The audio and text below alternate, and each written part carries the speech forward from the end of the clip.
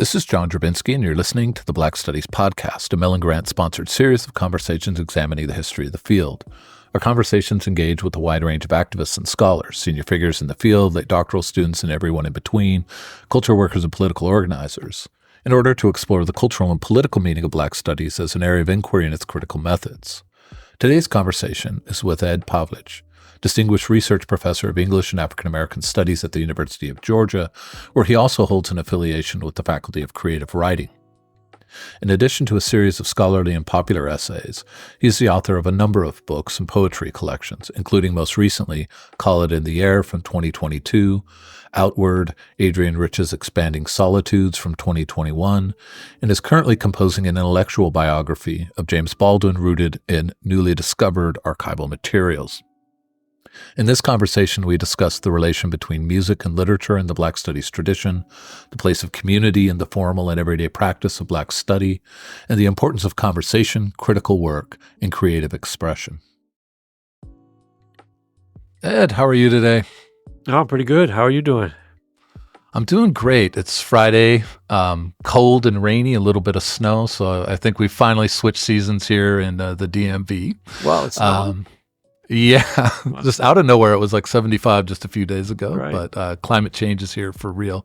But I've been really looking forward to this conversation. So welcome to the Black Studies Podcast. Really excited to hear what you have to say about the field of Black Studies, about your own work in relation to it, how you imagine the field of the study of Black life. Because, this something really important for me about the kind of work that you not only do critical work, but you also are a practicing poet.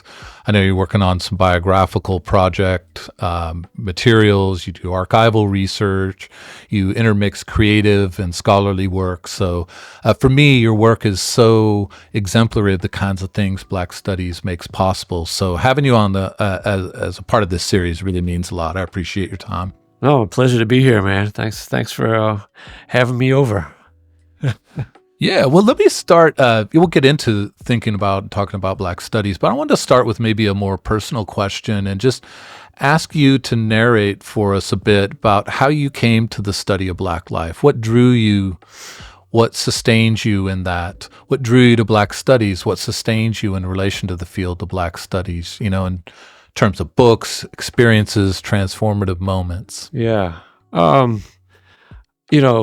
don't even really know where to start with all that, but clearly growing up in ways that probably, we don't have time to discuss in any kind of detail.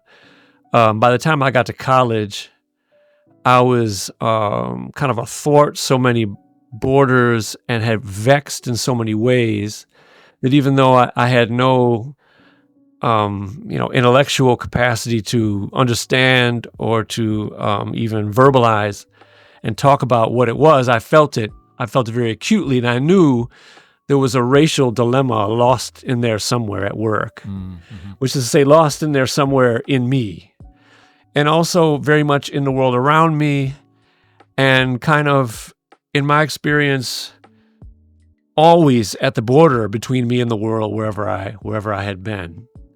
So, but coming into, I went to college before I graduated high school, pretty much to get the hell out of the town my mother had moved us to in Wisconsin by the time I was finishing high school.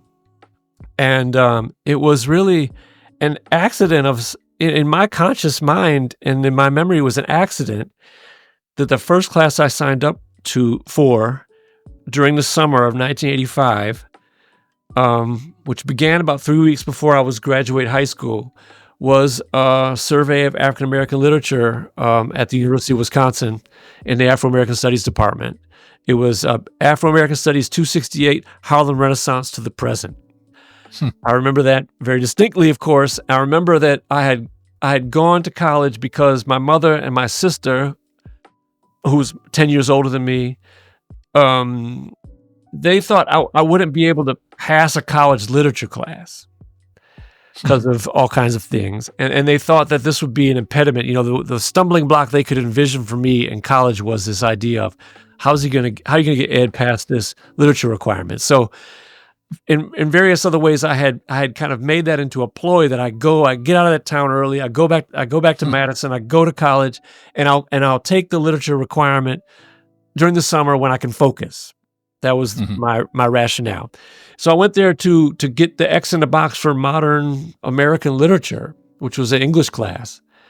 And on my way to register, I noticed in the timetable magazine that we had during the days of like print sources. Yeah, no, I remember catalogs. I'm carrying that thing across campus going to the place to register. And I noticed that there's an asterisk, and down at the bottom of the page is all this small print. And in the small print are these, alternate courses you can take to fulfill this requirement. And one of them was Harlem Renaissance to the present, Afro-American literature.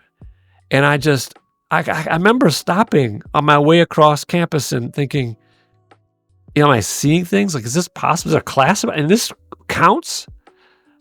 So I was like, I don't know what I just been through in these last few years of my life and all that, but maybe this class can help me out. So I went over there, registered for that class, and Craig Werner was the professor, and that's where it began, man. So I was in Black Studies, Afro-American Studies, from really before I started college. Yeah, that's a wild story. Just the asterisk and the small print and the other options. Yeah, and and I can't overemphasize my lack of knowledge of anything related to university structures, departments, disciplines. I knew nothing about any of that stuff. And somehow down deep in the gut, the radar was operating and led me in that direction. And I remember Craig came in a little classroom, and there's all these people without shoes and these kind of hippies, in Madison in the 80s and taking summer classes, and a couple black dudes over here, a couple black women in the corner. And I'm thinking, okay, and the professor comes in and he puts a big boombox on the table and he says, in my thinking, in this tradition, the music is as important as the literature, and so we'll consider them together, connected like they belong connected. And I didn't know anything about literature or books for that matter, but I knew a whole lot about music by the time I was 18. It was my first language for sure, other than basketball. And so when he said that, immediately I thought, okay, no matter what happens here, I think I can do this. That's why. I mean, I'm glad you followed up with that, because in some ways that's your career. That's my career right now, and I emailed you Craig have to Werner do them together. Yeah, and I emailed Craig Werner this morning. Amazing! Like I do 2-3 times a week. I'm sure, at least. I love that. I mean, we're both educators, and this is like the dream, really, of being an educator, that at some point you say something, you do something, you list something. I miss the paper catalog days, I have to say. This idea that like you just scroll down a computer screen, I don't think I'll ever get used to that. Hey, man, let me tell you, what I don't miss is having to go from building to building on campus to register for classes when they're all closed as a first and second year student. In the rain, That's something I only love nostalgically. I think at the time you wouldn't have found a John Drabitsky who loved that. Man, that was a lot. Well, that's the testimony to books and to the chance appearance of ideas and motifs. I love this. So I, in some ways, want to fast forward up to the present. Okay. And think about the field of Black Studies. The field is 50-something years old at this point, and the origin story has this tension built into it between the demand for a cultivation, appreciation, a study of the Black intellectual tradition, which hadn't really had any place in disciplines. Right? And Black Studies as a field is founded in some ways in that moment of saying, like, we need a space to do this work on the Black intellectual tradition, to extend it, to appreciate it. Yes, absolutely demanding it as a form of study. Yeah. At the same time as that political demand around radical Black liberation struggle, especially in the Bay Area, right? It's no mistake, I think, that Black Studies had such deep roots there. Yeah. Radical Black liberation struggle, which was really changing the kind of boundaries we might think about in relation to students and community, That's right? right. Between politics and ideas. And so that prescriptive model of Black studies really comes out of that moment of the founding of Black studies, and the descriptive elements of working inside the intellectual tradition, appreciating it and expanding it. And so we're 50 something years later. In some ways, we're in a very different world, but in some ways, these remain fresh questions. And so I'm curious, when you imagine Black studies, what is that portrait in your head, and how does it relate to this tension at the origins of the field? Wow. I don't know that I spend a lot of conscious time imagining academic fields of study of any kind, Black studies included. But, I remember that first class that summer in the reading packet we had. I don't remember everything in that reading packet, but I remember reading June Jordan's essay about Black studies, and bringing. I know the title is "Bringing Back the Person," and I remember reading that. And recently, I'm doing an autobiographical book now, and about 4 years ago, I went back and reread that essay to kind of, improve my memory of it and try to see if I could recreate my kind of adolescent experience with it at the time. And I was, I don't know if I did that or not, but it struck me that one of the things June Jordan was saying in that essay was that universities and colleges are manufacturing individuals, and that people in daily life, in reality, are maybe not naturally individual, but that something in higher education is forcing this kind of structure upon them as a prescript. And that's something that I at the time back then, and even now, back then I didn't have a language at all for talking about that or thinking about that. And she was proposing, in the first time I'd ever experienced it, the dilemma itself, that it was a real thing. But I had already been feeling that for a long time by then. And I've never stopped a kind of quarrel with that very basic thing. And I think that in June Jordan and in Audre Lorde and at the department I was at in Wisconsin with Nellie McKay and Sandra Adele, and Craig too, and some others, there was certainly an explicit emphasis on community over individuality, and on community over kind of professional discipline. That department was operating really in a kind of conscious relationship to the beloved community idea from the movement. These were histories that I didn't know very well, or if at all, when I was young, but that was the experience, and whether or not we could, as students, name it and trace it back through its intellectual, but also its historical and experiential legacies, we really found ourselves a part of that thing, and knew it as our contemporary life and as ourselves. Which involved very much an experience of each other, So I think when I imagine the spirit and the substance of Black studies, I think about those kind of insurgent ways of insisting that people exist and imagine themselves and work at being parts of each other's lives, rather than, off on their own track, which is the terrible violence and danger that June Jordan was, sketching and diagnosing, almost accusing, in that essay, and something that today mitigates against all kinds of, or at least I think can at least potentially mitigate against all kinds of bureaucratic formulations that faculty and students alike contend with, and certainly need to contend with, day by day.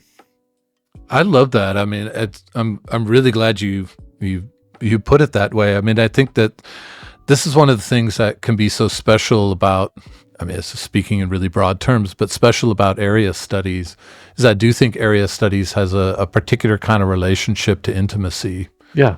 And that's, the way you spoke to that in terms of, what is intimacy except the presence of others, right? And That's who right. we are, That's right? right. Even if who we are in, an act of reading, an act of conversation, act of engaging with the tradition, even, act of political agitation, even if these are estranged and conflictual, right? That's also part of intimacy. I love that way of describing it. Thank you. Yeah, and at the time, it just, for us, and speaking, when I say us, I mean fellow students, undergrads, and then in the MA program in African American Studies that I was in from 90 to 92 at UW. The difference was just night and day. It was palpable when we would leave the department and go off onto campus, and into other departments, which some of us did in different ways for different reasons, history or English or whatever. Mm-hmm. The expectation was things just don't operate on this hallway in those ways. And I have to say, man, I don't know how it is in Maryland and wherever people might be listening to this, but at the University of Georgia, I come to work every day. I come into this building pretty much every day. And if it isn't 97% of the offices are empty, doors are closed, it's an unusual day. And I remember going day after day, after week, after month, after year, up into those hallways where African American Studies was at UW-Madison. First in the one building, the Humanities building, and then secondly in Helen C. White building. And easily 3/4 of the doors are open of the professors. And so I'm walking by Stanley James' office, and I'm walking by Bill Vandenberg's office, and I'm walking by Herbert Hill's office, and I'm walking by Nellie McKay's office. I could walk by Nellie McKay's office. I could go up in there on a Sunday afternoon, and I could have the full expectation that Nellie McKay would be in her office. Any random Sunday. To say nothing of Mondays, Tuesday, Wednesday, Craig Werner, Tim Tyson, Ron Rodano, Richard Ralston, Tom Schick, RIP Tom Schick. These people, they were in their offices with their doors open. You could hear Craig's music from the bathroom, So it was a different kind of place, and it was similar to Indiana, I have to say. When I went to University of Indiana to do a PhD in the mid '90s, there were a lot of people in that hallway. Yeah, and I don't see that happening in my location here anymore. Look, this is you've touched on a really sensitive thing for me. I mean, I agree with you. I mean, it's the same problem here, and I think a lot of it is a lot of it has to do, or at least people talk about it, a lot of it having to do with the pandemic and a sense of sort of alienation and estrangement.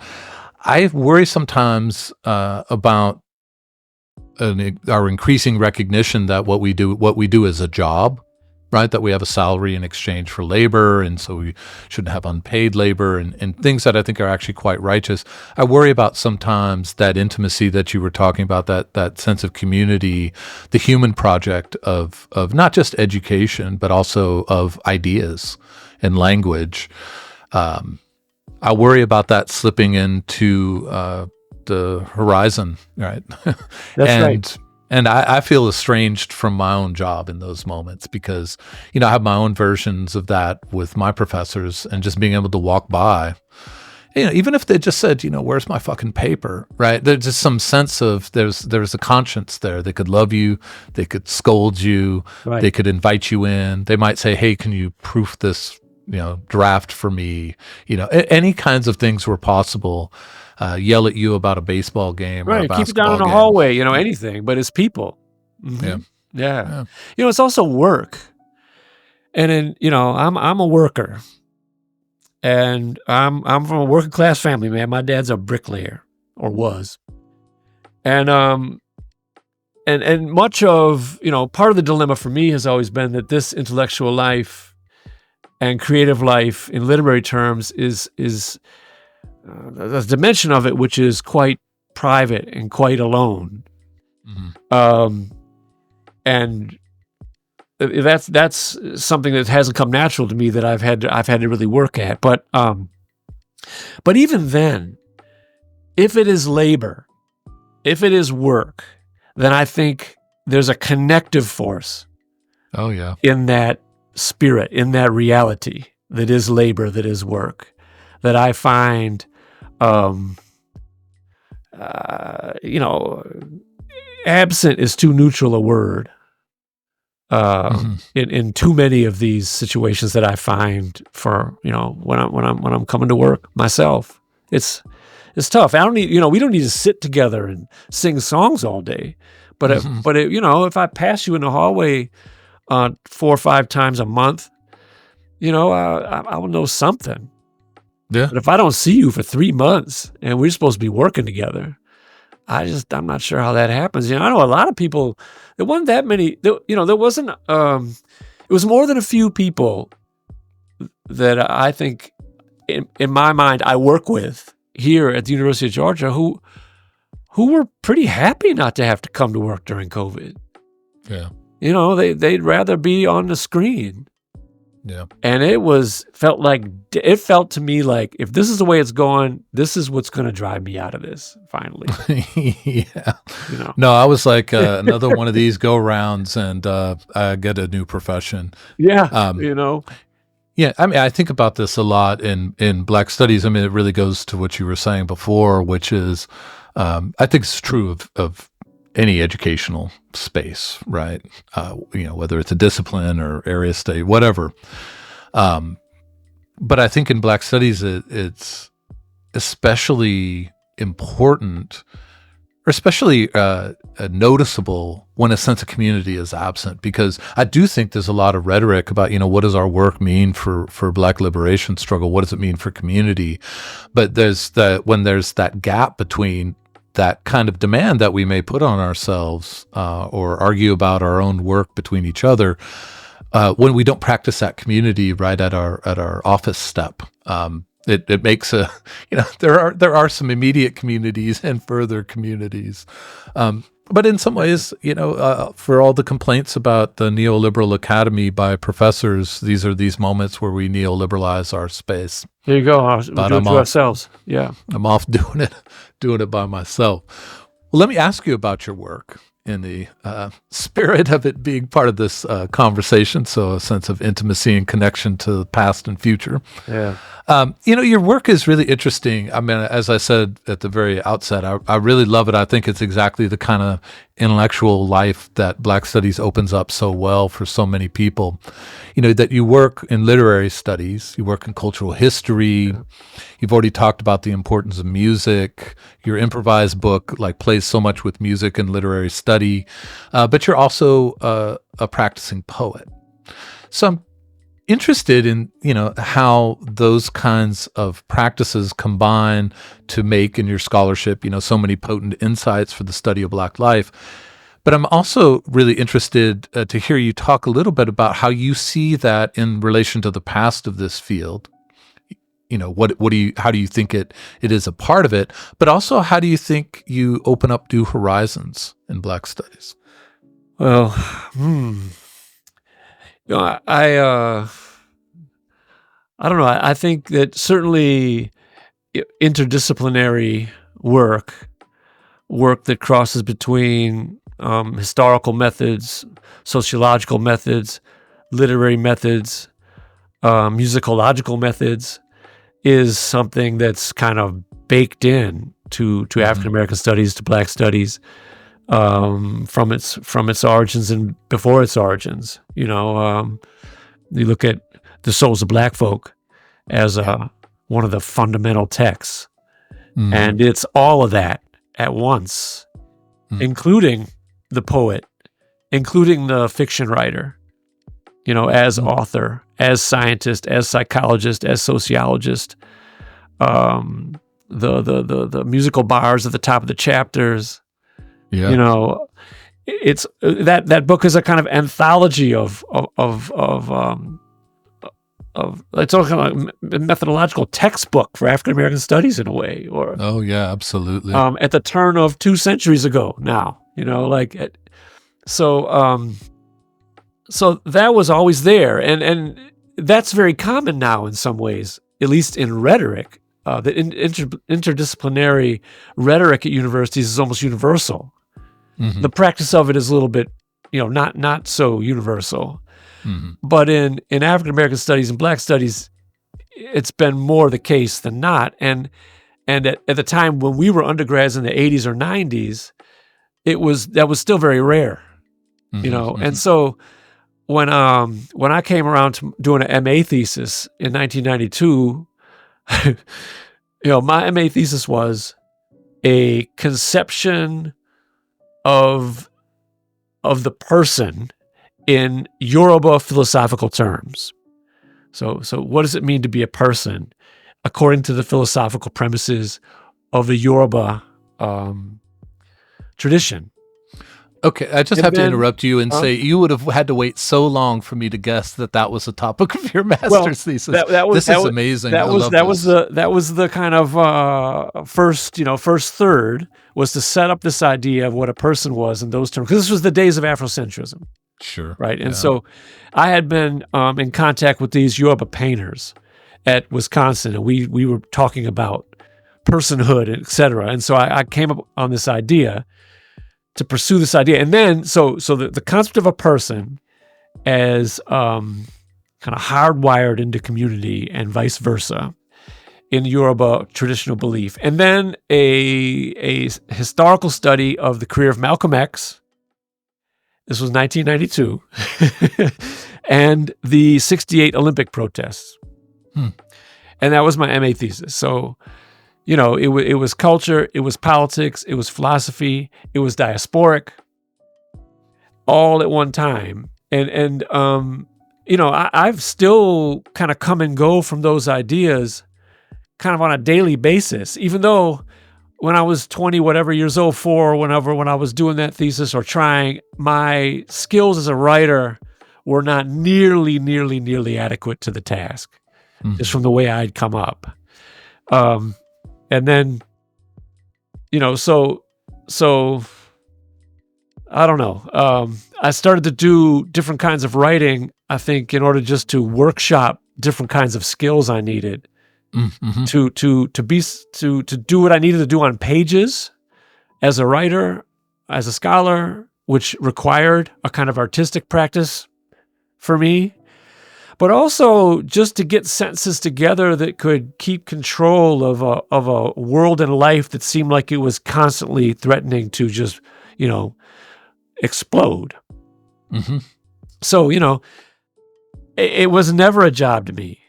It was never a career to me. It was the only thing I could, it was like in Sonny's Blues where the brother says, well, what do you mean all this music and stuff? And he's like, look, this is the only thing I want to do. Mm-hmm. And his brother says, well, yeah, but Kennedy, you just can't do whatever you want to do. And Sonny says, why not? That's kind of where I've always been coming from with this stuff, and I still am today. And I ended up doing a PhD thesis in the Folklore Institute at Indiana University that had to do with the idea that underground space in Black traditions is a communal space, not a isolated space. And it seemed to me that there was a tradition in certainly kind of European modernism where Dostoevsky's Notes from Underground was on my mind, where that was not the case, that the underground space was very much a space of solitude. And I thought, that's an interesting, idea. And for me, underground spaces meant like late night dance clubs in Chicago and New York. Like house clubs or whatever, as well as, things like what Zora Neale Hurston was doing at the end of The Rise of Watching God, as opposed to like The Beginning and End of Invisible Man and Richard Wright's Underground Man, who seemed to be much more on the Dostoevsky side of things in some ways. Robert Hayden's The Diver poem, a European modernist poem in some ways, structurally speaking. Yeah. But that in culture and literature, there was it seemed to me a dramatically different structure and experience out there. But the reason I was thinking in those ways wasn't because I had read it wasn't exactly because I had read through it in the libraries, because I had lived through all that stuff. And on one hand, the people are pointing to me these research, cubicles at the library, which look like jail cells to me. I remember the first time a faculty member showed me their research, at the library with a door and a lock and no window. And I thought, it looks like solitary confinement, and no wonder I was I was driving up I-65 to Chicago every weekend, to sleeping on the couch with these DJs, thinking, oh my God, get people back into my life, Yeah. So, and in African American studies, in Black studies, it seemed to me, in retrospect, it's a truth a biographer could, trace, that there was a way to live out those competing needs for contemplation and for exploration in literary terms, which often meant sitting still and being alone, and to connect that somehow to a life which was far more fluid and mobile and rhythmical and also full of people in a way that, the academic one isn't. So, yeah, it's interesting. It's, I was going to ask you about Richard Wright's Man Who Lived Underground when you were talking about these underground spaces. And also Ellison. I mean, it does strike me, just to some of the comments that you've made or observations you've made, there is something really interesting for me about that moment of isolation in Ellison is also expansive precisely through music, right? Yeah. That it's Black and Blue, like hearing Black and Blue. He says, I'd like to listen to, I forget, it was like 5 records at once, right? Yeah. Of this recording. And that's that thing that makes his solitary experience communal, expansive. Right. But still underground. Yeah, but he's still not leaving. Yeah. Meanwhile, there are minor characters in that novel which are pointing in very different directions. Like the Peter Wheatstraw character, for example. I always think of him saying, take advantage of those downhill blocks, coast a little bit. Save up some energy for the uphill blocks, Now I've got a whole shopping cart full of blues prints here, or blueprints, I guess. But anyway, that was the world I came out of. And in Ellison, Baldwin, Hurston, and many others, I found I found a sense of guidance through a world that I recognized, and through into frontiers, that I had never imagined. Yeah. I don't know how I would have made it without it. This really expands maybe some of the context of this question I have, which is about your education, because now you're already talking about the couch, in Chicago, in DJ's couch, as part of this, a study carrel that's not solitary confinement. Yeah. I never liked study carrels, but now I have a really deep reason why I don't. I guess I never thought of that. That's bleak and true. But I'm thinking about your education. You talk about master's degree in African American studies and your PhD in folklore studies. And so I'm interested in, and you teach in a department of English now. And so it's for me really interesting to think about that with African American studies, of course, the topic of this podcast and guide of this conversation. An area study, folklore studies, which is a very different kind of thing, right? It's an institute, as you said, that grants a PhD. And now you're in a discipline, English. And I'm just interested in how you think about that collage of discipline, area study, and folklore studies, which is a different kind of thing altogether. How do you think that's impacted your sense of scholarship? But also, I'm always interested in how it shapes how you think about a classroom, like everything from the syllabus to the kinds of things that happen in the act of education. Wow. Yeah. Gosh, I don't even know where to start with that. I remember as an undergraduate business major who couldn't ever. I was coming in and out of that commerce building, man. I remember just thinking, well, where's the kind of phone booth you go into and you come out and you're one of these people?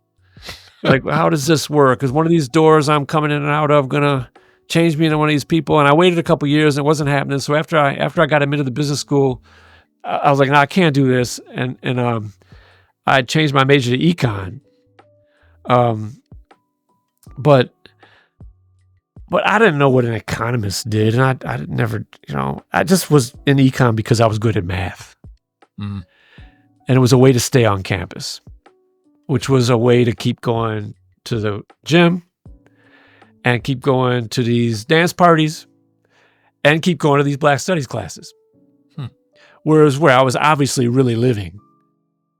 But I'm looking around thinking, dude, what are you going to do? I don't think I'm going to be a dancer or a DJ, and I'm not tall enough, really. I'm just not quite good enough. Not quite good enough to really foresee a career as a professional basketball player. Yeah. Just not quite. What are you going to do? And I really didn't see a whole lot out there other than what was going on in these Black Studies classrooms, which was interesting to me. You bring a book, you bring some music, you bring a film, a professor comes in, they sit on the table. If there's a lecture, fine. It goes okay. But what was really interesting was these discussion section type classes, these smaller room classes where we shut the door and we started to talk about life and people and the world. Mm-hmm. And it seemed like the other classrooms were driven by abstraction somehow, and I would lose track of what exactly we were talking about. But in those Black Studies classes, some of it had to do with the professors, specific professors. Craig, one of them, Herbert Hill for sure, Sandra Adele for sure. I thought, hell, I could do this. And we get to talk about like the devil that is Ronald Reagan. Yeah. At the same time, it seemed like really these professors. I didn't know anything, but it seemed like they were in.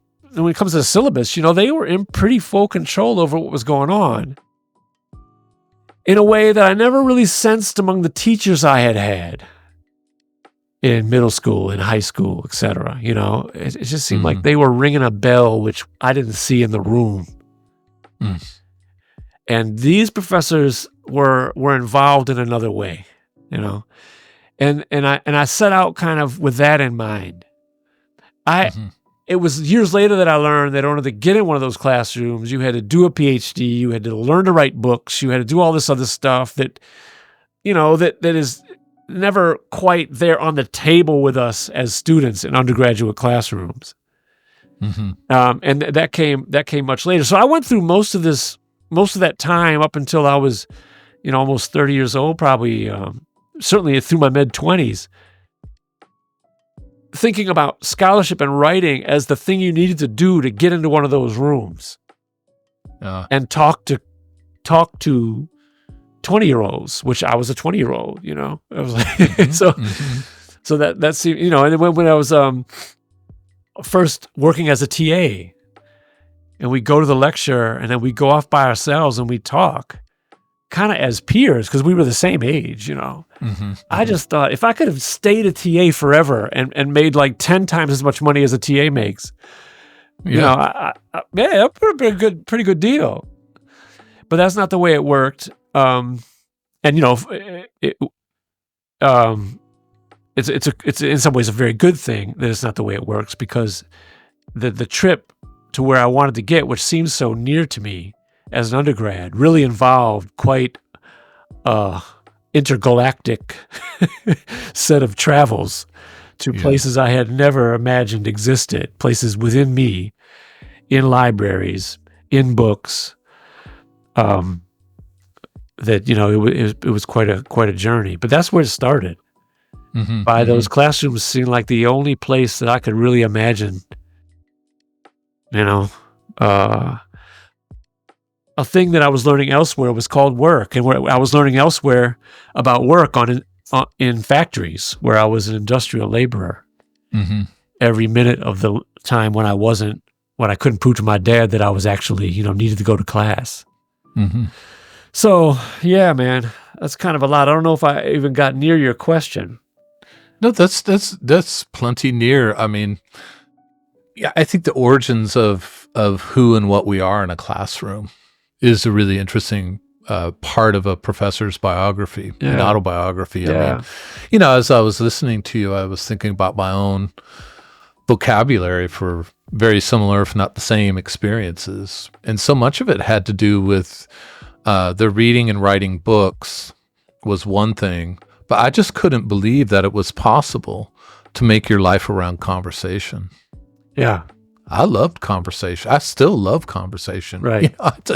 And so often my students would be so conversational. You just come in, you start talking, you give us a background, and I'm just like, this is, I had struggled against this as a philosophy PhD. So it's part of the discipline area studies thing for me in some ways, where a lot of times, if I had to teach logic or something, if you teach in a philosophy department, this is how you make sure your department makes money and gets enrollments. Right. For some reason, people are going to sign up for logic before they sign up for existentialism. Yeah. I don't get it, but it's true.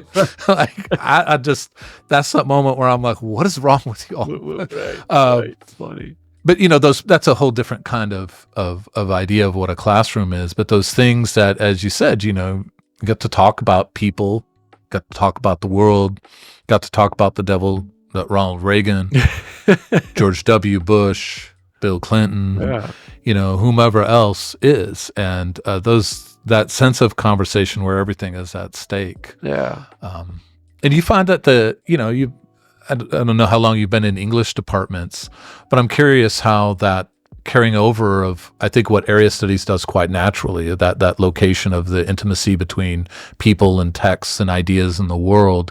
If English departments required a different kind of negotiation for you, or if it's, I often think English is almost like an area of studies at a certain point. As someone who's 49%, literally 49% in an English department, Right. seems to have so much that's like area studies, film, poetry, cultural text, history, etc. Yeah, for me, there's also creative writing as a field, which came into the picture. So, navigating between creative writing, a field, which was kind of an exploding field during most of my career. It was a very little thing in the 80s. It was a huge thing by the year 2000 in academic structures, for universities. And English, all these fields are morphing through time, right? They're expanding, they're twisting, they're attaining new shapes. English certainly, creative writing, Black studies, and you move from university to university, and those alignments are all different too. And so my academic career, it just even seems strange to me to say it that way, but it is an academic career, and I've worked at universities for like 30 years now. But it has been kind of dramatically affected and marked by the need to negotiate these different spaces, and those spaces' regard for each other is a really difficult thing. The polarity between English and creative writing is extreme. I never felt it at all, because I really never felt part of either one. And I don't know what the polarity is between African American studies, Black studies, and English here at Georgia.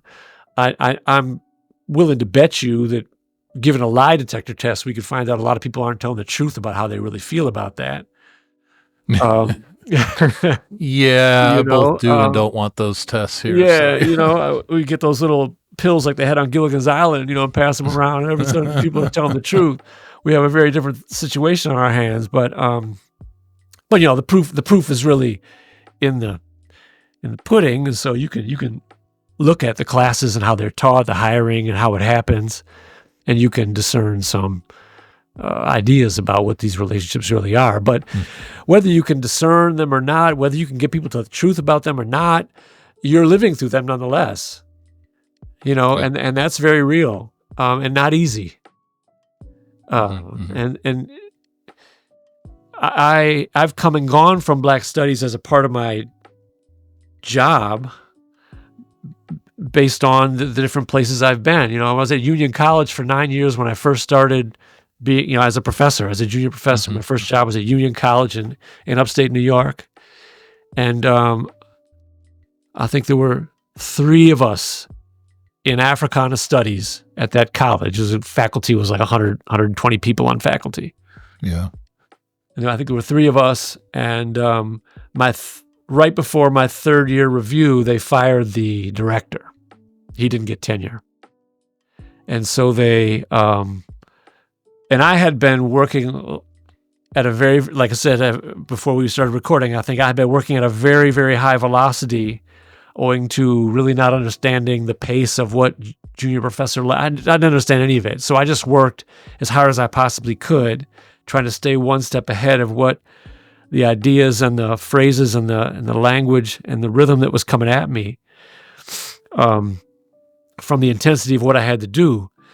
And so by the time I was 3 years into my life as a junior professor, I already had 2 books coming out. And they said at this, basically a teaching college, well, you should just get tenure now because we need a director for for our Africana Studies program. And I said, well, that means you can't fire me, right? So that sounds good, which was the whole point. And so I went through that. So I got tenure like my 3rd year.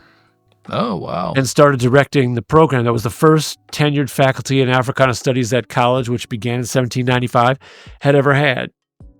Wow. And yeah, and so I did that for about 5 more years before I left up there. And I think my signal achievement from that labor was hiring and bringing to the United States for the first time Binyavanga Wainaina to come. Wow! I did not me. know that. Yeah. Met him through a friend in Nairobi, and he came to Union, man.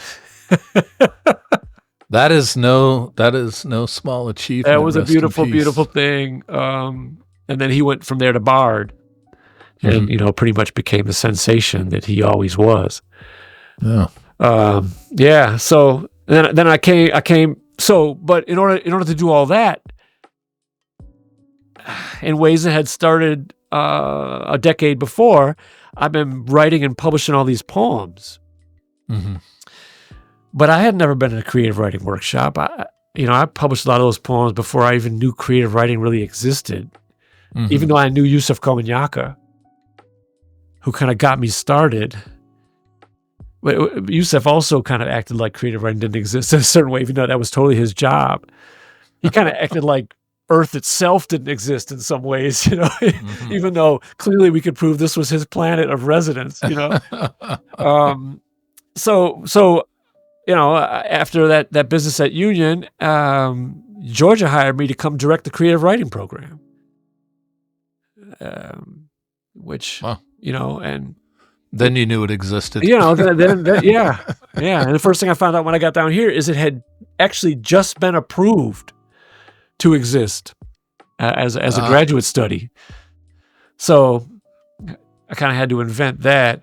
And Black Studies went away. I was teaching African American literature and English here and creative writing, but I wasn't really a part of the Institute for African American Studies at the University of Georgia until about 5-6 years ago, when I pretty much had to exit creative writing because it was pretty much the only way to get out of directing the program.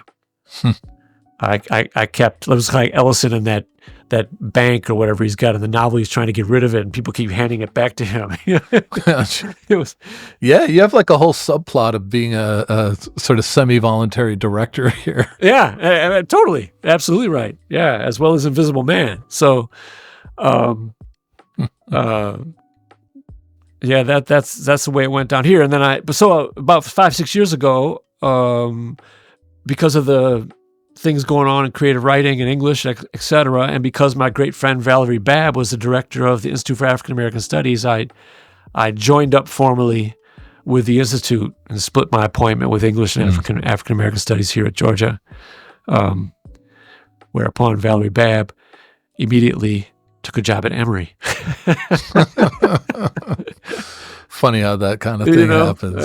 Well, God bless her. Well, let me ask you a couple of last questions about the field that you've come back to. I like this as a sort of homecoming story. Yeah. What do you think, looking back at the 5+ decades of the field, what do you think Black Studies has done well, and what do you think it has not done particularly well? Well, gosh, I don't know, man. I think that's a question really that I can't imagine an answer for that covers the field, although someone else probably could, but I can't. I imagine the best way to go about that would be to really seek answers from people in specific places that either have learned the history of Black Studies where they're at or somewhere else, or have lived through it,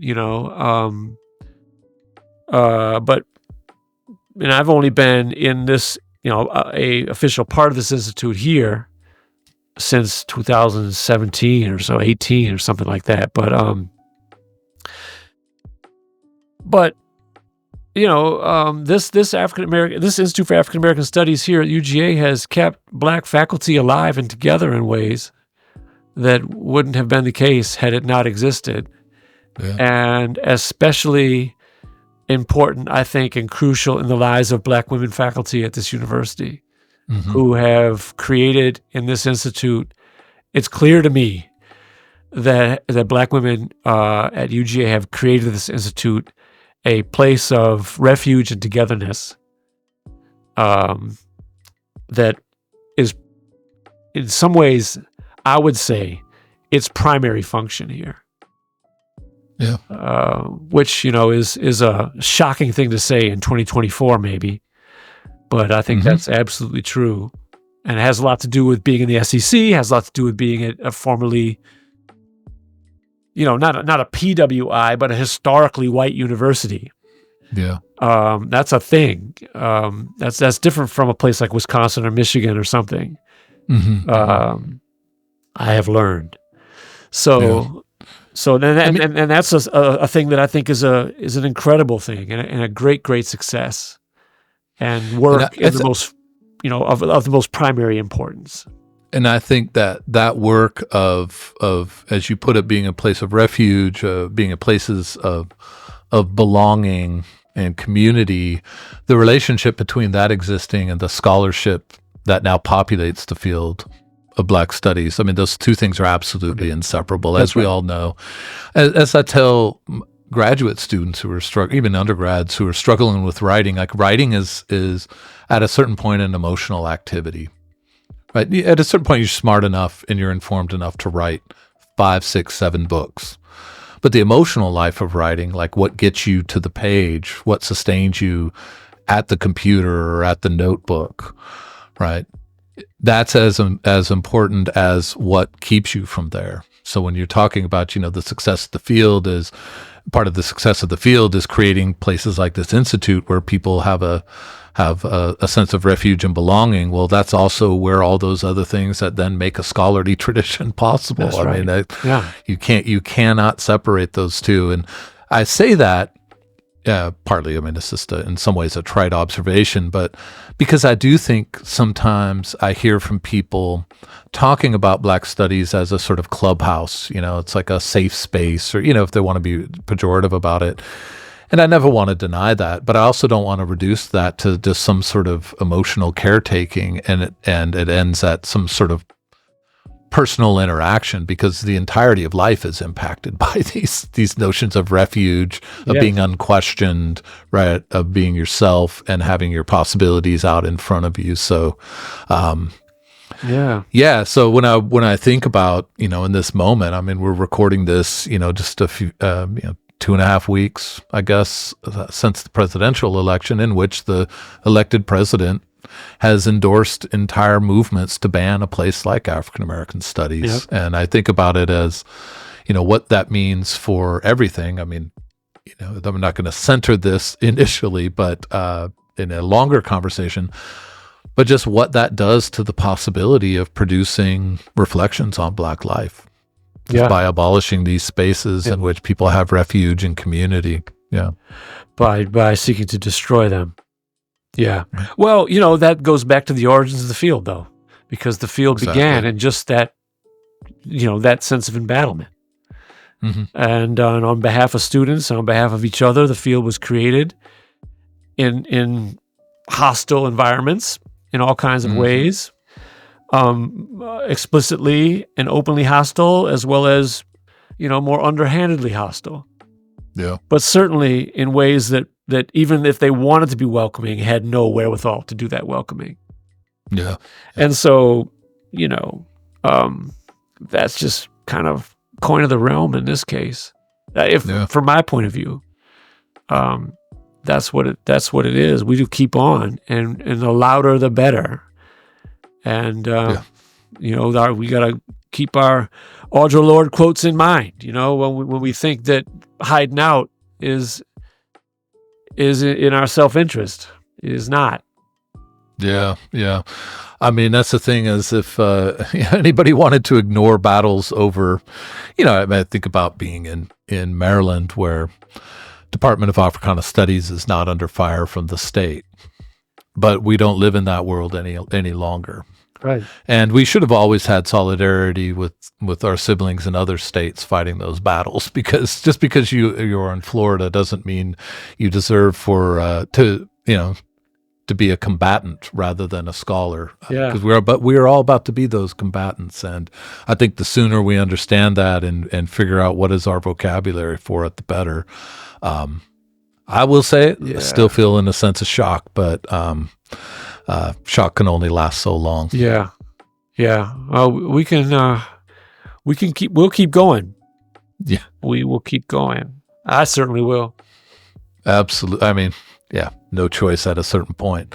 And maybe that's then an answer to this final question I had for you. Just, people concerned with the study of Black life in late November 2024. What's the issue you think we should all be thinking about? What's the question you think we should all be asking? Oh, gosh. Well, I don't think we should all be asking the same question, but, this is your input to our constellation. Lately, my little star cluster I've been thinking about the question of indigeneity and to what degree Black people in North America are indigenous North Americans. And I think, and if so, and I think there's a provocative way and also a kind of historically demonstrable way, and also just a experientially palpable way that's true. And if it's true, what kind of indigeneity are we talking about? Can we find, if we could postulate or hypothesize that that's a true statement, then can we come up with an alternate understanding of what indigeneity really is or can be, so that's what's been kind of, in terms of deep concept, kind of at play in my mind. That people were, a new people was created here. A people with origins here. A people with origins in no other place. A people whose origins aren't really about a stake in territory as much as they are about the idea that people's origins are about a stake in each other. where people had realized that the most important thing in the world was their relationship to each other. You author me, I author you. The sum of all of that is an ethnicity on this globe. Mm-hmm. And of course, people's origins are elsewhere, of course, in other ways. But in that way, and I think in a really interesting and powerful way, there's something going on very close to what I'm describing and has been for centuries here. Sounds to me like you may have read a little bit of James Baldwin. Well, I love this. There's the Baldwin line in there, and part of that for him comes from Fraser, from E. Franklin Fraser, and the Herskovits debate and all that. And this is coming from a person whose intellectual origins are about like Yoruba philosophy and so forth, and and how all that carried through, and Hurston and all that great work. But look at it in this particular way. I've found really. An interesting kind of point of view to re-ask and repose a bunch of questions about what's what and why and how it got to be this way.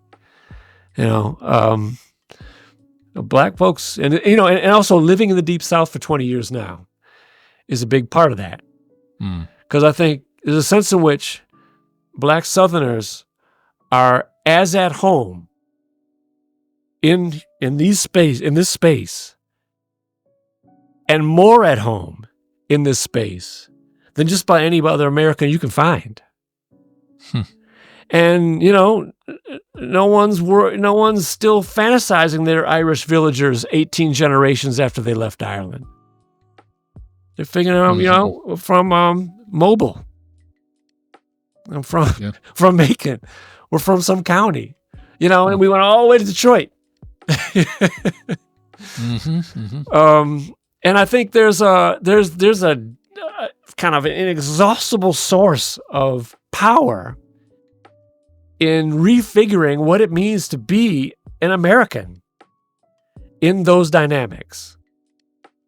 I love that, Ed. That's a fantastic place for us to wrap up, because I think that's a really provocative question, and it has such deep affective and political meaning to it. So thank you for leaving us with that. I appreciate it. And thank you for your time. I was looking forward to this. I knew it would be interesting. And you've just had such a thoughtful reflection in our time. And I really appreciate that, Ed. Yeah, no, me too, man. I appreciate the invitation. It was great to talk with you. Hope we can talk again soon. Absolutely. All right. Well, have a great rest of your day. Yep, you too. All right. Bye-bye.